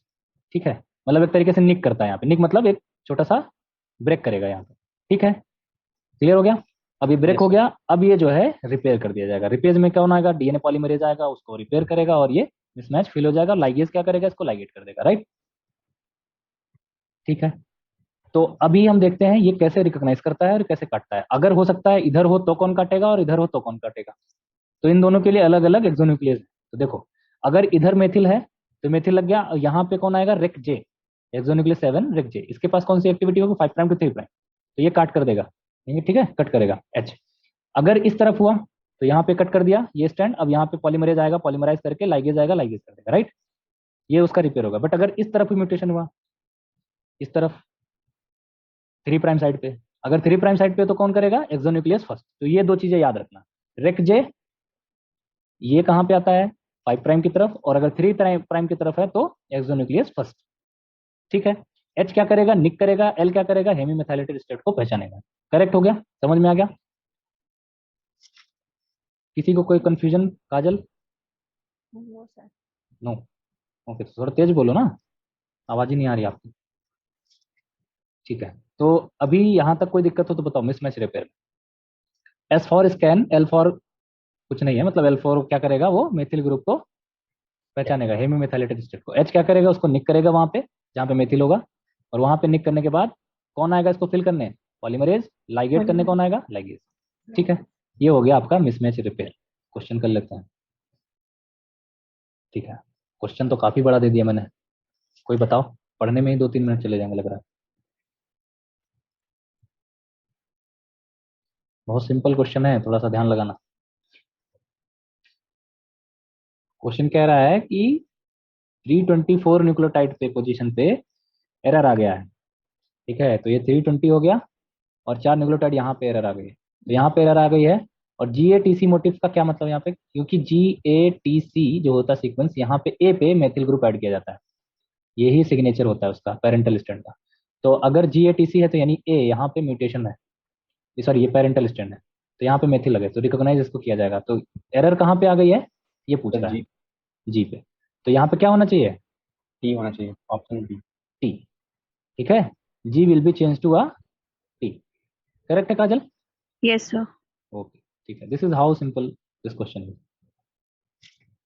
ओके, क्वेश्चन बड़े होने का मतलब नहीं उसमें क्वेश्चन कितना आसान है ये भी देखो, कभी कभी दिक्कतें आ जाती हैं। चलो ठीक है, अब mismatch correct repair the parental DNA strand is distinguished from daughter strand by. Dilation. ये तो सोचने वाली बात नहीं है। ठीक है, लॉक कर दिया गया। डायलेशन। ठीक, ओके ठीक है, और भी क्वेश्चन है भाई। Adenine can undergo spontaneous change to a hypoxanthine in a cell, leading to a DNA base pair mismatch. The correct combination of enzymes that are involved in repairing this damage is, जल्दी बताओ। दुनिया से कुछ लेना देना नहीं है, बस दो वर्ड देखो और बता दो। Sir option A. Option A. अरे वाह, यही एक्सपेक्टेशन थी। करेक्ट, ऑप्शन है। कहीं क्वेश्चन देखा था पहले क्या? No sir. ठीक है। हालांकि एक बात और ध्यान दे दो, एडेनिन से हाइपोदेंथिन बन रहा है, ठीक है। ये भी ध्यान रखना होता है कि किस रिंग से क्या बनना होता है, ये आप न्यूक्लियोटाइड सिंथेसिस जब पढ़ोगे तो वहां भी क्वेश्चन आता है कि किससे क्या होता है। एडेनिन से हाइपोजेंथिन होता है, ठीक है। साइटोसिन से क्या बन जाता है? यूरेसिल बन जाता है। जी ग्वानिन से क्या होता है? जेंथिन बन जाता है, ठीक है। तो ये सारी चीजें हैं जो मैं बताऊंगा आगे, आप अभी मत ध्यान दो, ठीक है। कभी कभी क्वेश्चन से भी वर्ड क्लिक कर लेने चाहिए अपने दिमाग में। ओके। दूसरा क्या आता है? Excision repair. एक्सीजन मतलब उसको काट देना। तो काट देना मतलब कहीं एरर हो गई तो क्या किया भैया, इसको उठा करके काट दिया और बाकी सारा इसको रिप्लेस कर दिया और फिल कर दिया, हो गया काम, ठीक है। तो ये हो गया एक्सीजन रिपेयर। इसको करने के लिए कैसे होगा? यहाँ पे क्या है, अब मान लो यहाँ पे ये यूरेसिल लग गया है, ये नॉर्मल बेस पेयर्स हैं, ये नॉर्मल है। अब डीएनए में यूरेसिल का क्या काम? कोई काम नहीं। तो अब यूरेसिल को हटाना पड़ेगा ना। यानी कि यूरेसिल कैसे लगा होगा, कोई बताएगा? साइटोसिन का डीएमाइनेशन हो गया होगा, इसकी वजह से यूरेसिल लग गया। अब इसको कैसे रिपेयर करना है? ये सब बात समझ में है कि साइटोसिन से यूरेसिल बन गया डीएमाइनेशन की वजह से, ठीक है। अब यूरेसिल को हटाने के लिए यहाँ पे ग्लाइकोसिडिक लिंकेज को काटना होगा। तो डीएनए ग्लाइकोसाइलेज क्या करता है? ग्लाइकोसिडिक लिंकेज को कट कर देगा, तो यूरेसिल निकल गया बाहर। अब फ्री हो गया यूरेसिल। अब ये साइट कैसी बन जाएगी? ऐसी, एम्पुटेशन हो गया। अब यहाँ पे कोई बेस नहीं है, अब इस साइट को क्या बोलेंगे? AP site. अभी मैंने क्या बोला था, जहां से बेस निकल गया, अगर प्यूरिन से निकलेगा ए प्यूरिनिक साइट, और अगर पायरिमिडिन से पायरिमिडिन निकला तो ए पायरिमिडिनिक साइट, राइट। तो यहां से अब बेस निकल गया, अब खाली क्या बचा? ये सुगर, ठीक है, सुगर फॉस्फेट बैकबोन। अब इस बैकबोन को रिपेयर करने के लिए हमें क्या करना होगा? इसको हटाना होगा यहाँ से, तो इन दोनों को काटना पड़ेगा। अब काटने के लिए एंडो एक्सोन्यूक्लियस आएंगे, वो क्या करेंगे? यहाँ से उड़ा देंगे, यहाँ से उड़ा देंगे, और ये इसका काम खत्म। पॉलीमरेज आएगा, इसको फिल कर देगा, जो दूसरा स्टैंड होगा उसकी वजह से। और लाइगेज क्या करेगा? लाइगेट कर देगा। इस तरीके से क्या हो जाएगा? बेस का एक्सीजन होकर के रिपेयर हो जाएगा। बात समझ में आई? Yes sir. किसी को कंफ्यूजन है बता दो अभी। काजल? No sir. नो? देखो मैं थोड़ा सा और अच्छे से समझा देता हूँ। दो डीएनए है स्ट्रैंड, यहाँ पे क्या था? ग्वानिन था, यहाँ पे क्या था? साइटोसिन था। अब साइटोसिन म्यूटेट होकर के क्या बन गया? यूरेसिल। ये कंडीशन आ गई। अब तुम्हें क्या करना होगा? इसको हटा करके, यूरेसिल को हटा करके साइटोसिन लगाना है, ठीक है। तो पहले क्या करोगे? ग्लाइकोसिडिक लिंकेज काटने के लिए ग्लाइकोसाइलेज एंजाइम यूज करोगे, वो क्या कर देगा? एपी साइट बना देगा। एपी साइट क्यों कह रहे हैं? ए प्यूरिनिक ए पायरिमिडिन। प्यूरिनिक मतलब प्यूरिन निकल गया, पायरिमिडिन मतलब पायरिमिडिन निकल गया। तो अब यह बन गया एपी साइट। अब एपी साइट में क्या करना होगा? इसको हटाना पड़ेगा यहाँ से, ठीक है। इसको यहाँ से हटा देना पड़ेगा, क्योंकि दूसरी लगानी है ना न्यूक्लियोटाइड। अब कौन सी निकालनी है? सी। तो यहाँ से हटाने के लिए एंडो एक्सो दोनों काम करेंगे, वो दोनों यहाँ से इसको कट कर देंगे। अब ये कट हो गया, बीच में क्या बचा? अब ये कैसा हो गया? जी यहाँ पे लिखा है और ये हो गया ऐसा। अब यहाँ पे क्या आ जाएगा? डीएनए पॉलीमरेज आएगा, फिल करेगा यहाँ पे, और लाइगेट क्या करेगा? लाइगेट कर देगा, ठीक है। तो सी यहाँ पे लग गया, बस रिपेयर हो गया। तो कौन मेजर एंजाइम है यहाँ पे? ग्लाइकोसाइलेज। ग्लाइकोसाइड। समझ में आ गया काजल? Yes sir. ठीक है। आशीष कोई दिक्कत नहीं? No sir. ओके, ठीक है। तो which of the following enzyme is used to create apurinic और pyrimidinic साइट्स, एपी साइट्स? तो बताओ। Glycosylase. Glycosylase, correct. ठीक है, आगे बढ़ते हैं। फिर क्या करते हैं? अब मान लो हमारा बेस एक्सीजन रिपेयर से काम नहीं हो रहा है, ये दो तीन न्यूक्लियोटाइड गलत लग गए हैं, तो अब उनको तो हटाना ही पड़ेगा ना। उनको तो बार बार उसको क्लीव करना, वहां से बेस हटाना, ये सारा काम तो नहीं करना होगा। उसको क्या करना होगा? हटा ही देना है। मतलब कि अगर मान लो यहाँ से यहाँ तक डीएनए है, तो यहाँ से यहाँ तक अगर कुछ दिक्कतें आ रही हैं इनमें, तो ये पूरा न्यूक्लियोटाइड हटाना अच्छा रहेगा कि या इसको अलग अलग करके एक एक बेस लगाना? तो बेटर है कि पूरा इसको पूरा हटा दो यहाँ से यहाँ तक।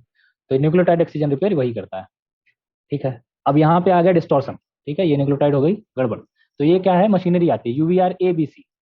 यूवीआर ए बी सी, ये तीनों है कॉम्प्लेक्स, ठीक है। ये क्या करते हैं? ए बी आता है हेट्रोडाइमरिक उसमें एटीपी के साथ, बी क्या करता है? डिस्टॉर्शन को पता करता है, और ए इसको स्कैन करने में हेल्प करता है। तो ये आ गया, जैसे ही मिल जाता है ए अपना निकल जाता है काम छोड़ के। अब बी क्या करेगा? सी को रिक्रूट करेगा। सी मतलब कटिंग एंजाइम, यहाँ से आएगा, देख रहे हो हेडफोन जैसा, एक तरफ ये बैठेगा हेडफोन, एक तरफ दूसरा हेडफोन, और दोनों हेडफोन लगा करके वो उड़ा देगा, इसको क्लिप कर देगा, ठीक है। कि क्लिप करने के बाद में क्या होगा? इसका रिपीट मतलब पॉलीमराइजेशन होना होगा और लाइगेशन हेल्प होने होगा। तो यहाँ पे पॉलीमरेज थोड़ा लंबा काम करना है तो हेलिकेज की जरूरत भी पड़ेगी, क्योंकि आगे अनवाइंडिंग भी करना है। ठीक है, तो इस वजह से पॉलीमरेज लाइगेज ये जाएंगे, उसको फिल करके पूरा काम खत्म कर देंगे। तो ये क्या करता है, इसके डिस्टॉर्शन के एक तरफ 3 से 4 न्यूक्लियोटाइड, मतलब 5 प्राइम तरफ, और इधर भी 3 से 4 न्यूक्लियोटाइड, अप्रोक्सीमेट कह लो कि ये 10 से 11 न्यूक्लियोटाइड हटा देता है। ठीक है, इसको तरफ 7 कह लो, 7 4 7 4 11, हाँ ठीक। तो 11 न्यूक्लियोटाइड अप्रोक्स ये हटा देता है। ठीक है, समझ में आ गया। तो एंजाइम्स की सीक्वेंस और एंजाइम्स ये दोनों क्यों जरूरी हैं वो भी तुम्हें समझ में आना चाहिए, कि अगर डिस्टॉर्शन हुआ तो उसको पहचानने के लिए कौन आएगा, ये आएंगे। और जब पहचान लेंगे तो बी क्या करेगा, रिक्रूट करेगा किसको, काटने के लिए सी को, सी मतलब सीजर। अब सी आएगा, एक तरफ ये रखेगा, एक तरफ यहाँ पे रखेगा, दोनों को इधर उधर से खत्म कर देगा। और खत्म करने के बाद यहाँ गैप बचेगा, कौन फिल करेगा, डीएनए पॉलीमरेज। उसके लिए क्या चाहिए, हेलिकेज। हेलिकेज देखो यहाँ पे यूवीआर डी है। ठीक है, तो ये ध्यान रखना यूवीआर डी। तो यहाँ पे हेलिकेज आ गया, वो और वो हेलिकेज डीएनए पॉलीमरेज के थ्रू ये सारा रिपेयर करके यहाँ पे लाइगेट कर देगा लाइगेज के थ्रू। ठीक है, क्लियर हो गया। और ये चीज जो होती है वो तुरंत के तुरंत निपटानी होती है। क्यों, क्योंकि अगर कुछ दिक्कत आती है ज्यादा लंबी, तो ये हेमी मेथाइलेटेड स्टेट इसमें काम नहीं आएगी, हो सकता है वो पूरा स्ट्रच ही खत्म हो जाए, तो क्या करोगे तुम, मिथाइलेशन का ढूंढ ही नहीं पाओगे तुम।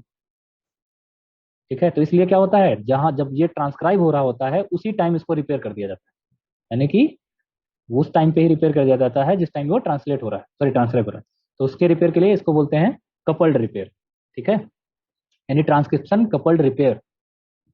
देखो ऐसे, ये दोनों फिगर भूल जाओ अभी। ये देखो, पॉलीमरेज चल रहा है यहाँ पे, आरएनए पॉलीमरेज है, क्या बनाएगा, आरएनए। ठीक है, आरएनए पॉलीमरेज जा रहा है, अब यहाँ पे आकर के डिस्टॉर्शन। अब डिस्टॉर्शन आ गया, ये भाई साहब तो आगे नहीं मूव करने वाले। ठीक है, ये क्या करते हैं कि भाई इसको पहले सही कराओ। सही कराने के लिए कौन आया, एनईआर मशीनरी आ गई। ठीक है, ये आ गई, बोले तुम हटो मैं सही कर देता हूँ। इसको सही कर देगा, और जब सही हो जाएगा तो पॉलीमरेज आएगा, वो अपना काम फिर से चालू कर देगा। ठीक है, पॉलीमरेज आएगा, फिर आरएनए पॉलीमरेज आएगा, और वो ट्रांसक्रिप्शन चालू कर देगा। इसलिए इसको बोलते हैं nucleo sorry transcription coupled repair, ये याद रखना है, ट्रांसक्रिप्शन कपल्ड रिपेयर। इसके म्यूटेशंस होने की वजह से अगर रिपेयर नहीं होता, तो म्यूटेशन होने की वजह से होता है जीरोडर्मा पिगमेंटेशन। जीरोडर्मा पिगमेंटोसन, बहुत ज्यादा हाइपर पिगमेंटेशन हो जाती है। ठीक है, ये चीज याद रखना। ये तो हो गए सारे रिपेयर। अब बात करते हैं डबल स्टैंड ब्रेक की। हमारे पास टाइम है, हाँ है। डबल स्टैंड ब्रेक की बात करते हैं कि अगर डबल स्टैंड ब्रेक आ जाए, तो यानी कि डबल स्टैंड ब्रेक का मतलब है कि तुम्हारे पास अगर रेप्लिकेशन हो रहा है, तो रेप्लिकेशन होते होते क्या होगा, हो सकता है कहीं ब्रेक आ गया बीच में। अब ये ब्रेक अगर सिंगल स्टैंडर्ड है, तो एक को टेम्पलेट मान करके इसको रिपेयर कर दिया जाएगा, राइट। बट सोचो, अगर उसके पास सिस्टर क्रोमेटिड ही नहीं है, मतलब उसके पास दूसरा टेम्पलेट ही नहीं है, हो सकता है रेप्लिकेशन जस्ट स्टार्ट हुआ है और रिपेयर कुछ दिक्कत आ गई, तो अगर सिस्टर क्रोमेटिड नहीं है तो होमोलॉगस रीजन कहाँ से आएगा उसके पास, हाँ समझ रहे हो, यानी कि टेम्पलेट कहाँ से आएगी। तो उसके लिए दो मैकेनिज्म दे रखे हैं, एक नॉन होमोलॉगस एंड ज्वाइनिंग, ठीक है, नेज बोलते हैं इसे, और एक होता है होमोलॉगस रिपेयर या होमोलॉगस रिकॉम्बिनेशन। तो होमोलॉगस रिकॉम्बिनेशन मतलब जहाँ पे टेम्पलेट हमारे पास हो और उसमें हम उसका रिपेयर एक स्टैंड से कर दें उसके टेम्पलेट बना करके। ठीक है, बट यहाँ पे क्या है, दो स्टैंड डैमेज हो गए, अब इनको जोड़ देना है। क्या करेंगे, यहाँ से इसको थोड़ा सा ट्रिम करेंगे, बोलेंगे भाई यहाँ की इन्फॉर्मेशन खत्म करो और इन दोनों को आपस में जोड़ दो लाइगेज की मदद से। तो ये काम जो होता है नॉन होमोलॉगस एंड ज्वाइनिंग। तो होमोलॉगस एंड ज्वाइनिंग नहीं हो, नॉन होमोलॉगस एंड ज्वाइनिंग। ठीक है, तो इसको कैसे होता है ये देख लो। इसमें दो प्रोटीन है KU7080, ये क्या करती हैं, जहाँ पे सिंगल स्टैंड ब्रेक होता है वहाँ पे ये बाइंड हो जाती है। ठीक है, ऐसे, ठीक है, एक तरीके से ट्रिमिंग करते हैं। अब ये ट्रिमिंग कैसे करेंगी, जब DNA DNA dependent protein kinase होता है, ये आकर के इनको फॉस्फोरेट करेगा।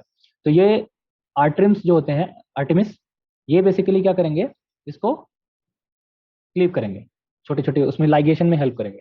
फिर क्या होगा, लाइगेज आएगा और लाइगेज जा करके उन दोनों को एंड को लाइगेट कर देगा। ऐसा ये सारे तुम्हारे सप्लीमेंट्री प्रोटीन्स हैं जो उसमें हेल्प करेंगे। ठीक है, तो इस तरीके से दोनों एंड को आपस में ला करके लाइगेट कर दिया जाएगा। तो ये तुम्हारा हो गया नॉन होमोलॉगस।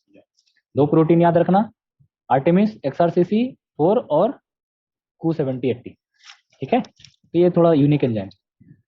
अब आती बात homologous repair system. Homologous repair system मैं बताऊंगा जब रिकॉम्बिनेशन पढ़ाऊंगा, वो भी एक छोटा सा टॉपिक है, उसमें हम बताएंगे। ठीक है, अभी हम जान लेते हैं कि कैसे वो यूज करता है। तो ये हमारे देख लो मॉडल, अनरिपेयर्ड लेजन है यहाँ पे, तो यहाँ पे रेप्लिकेशन हो रहा है, तो यहाँ पे अभी सिंगल स्टैंडर्ड डीएनए बन गया, तो ये सिंगल स्टैंड ब्रेक है। अभी क्या होगा, रिपेयर हो गया, बट हो सकता है इसके पास टेम्पलेट ना हो, जिसकी वजह से क्या हो गया, एरर प्रोन रिपेयर हो गया। दूसरा यहाँ पे एक लेजन आ गया, डबल स्टैंड ब्रेक हो गया, अब यहाँ पे रिकॉम्बिनेशन रिपेयर होगा। ठीक है, एक स्टैंड को टेम्पलेट मान करके रिकॉम्बाइन कर लिया जाएगा और वो रिपेयर कर दिया। इसको हम देखेंगे नेक्स्ट सेशन में। ठीक है, फिर आता है ट्रांसलेशन सिंथेसिस कैसे होती है, ये भी देख लो। तो यहाँ पे देखो, ये नॉर्मल डीएनए पॉलीमरेज चल रहा है, ठीक है, अपनी स्लाइडिंग क्लैंप के साथ। यहाँ पे आ गया डिस्टॉर्शन, तो डिस्टॉर्शन क्या होगा, वो जा करके आगे नहीं करेगा, तो दूसरा आएगा पॉलीमरेज, यानी कि वो स्किप कर देगा। तो इसमें क्या होता है, ट्रांसलेशन पॉलीमरेज आता है, इसको हटाता है, हटाने के बाद में फिर इसको अपना फिल करता है, और फिल करने के बाद में वो सारी चीज हो जाती है। तो यूकैरियोटिक में और प्रोकैरियोटिक में थोड़ा डिफरेंस है। इकोलाई में क्या है, सॉस रिस्पॉन्स एक्टिवेट होगा, फिर ये सारे जो है तुम्हारे एक्टिवेट होकर के ट्रांसलेशन सिंथेसिस करेंगे। ह्यूमंस में ट्रांसलेशन पॉलीमरेजेस है, नीटा है, बीटा है, आयोटा है, लेमडा है, base oxygen repair basic site create करने के लिए। तो ये सारी चीजें जो है आपकी ट्रांसलेशन सिंथेसिस में आएंगी। ठीक है, ओके। तो कुछ डिजीजेज हैं जिनकी वजह से, मतलब रिपेयर ना होने की वजह से, आपका करेक्ट रिपेयर ना होने की वजह से तुम्हारा आ जाता है एरर। उसमें से आपको जो याद रखनी है, वो पहला ये जीरोडर्मा पिगमेंटोसम क्यों होता है, न्यूक्लियोटाइड ऑक्सीजन रिपेयर की वजह से। स्किन कार्सिनोमा है, ठीक है, स्किन और आई में हो जाता है फोटो सेंसिटिविटी। ठीक है, और इसमें कोई ज़्यादा तुम्हें याद रखने की जरूरत नहीं है। क्लियर है, बाकी अपनी जानकारी के लिए इसको यूज कर सकते हैं। Okay, are you there? Yes, sir. Okay, Kajal? Yes sir. Yes sir. Okay, मुझे लगा सो गए आप लोग। Okay, then any confusion, any question, जल्दी बताओ। No, sir. नो, मुझे पता ही था। नो, ठीक है, काजल आपको? No sir. ठीक है, ओके। ओके देन, आज का रिपेयर हो गया है, तो रिकॉम्बिनेशन और ये सारी चीज़ें हम डिस्कस कर लेंगे नेक्स्ट क्लास में।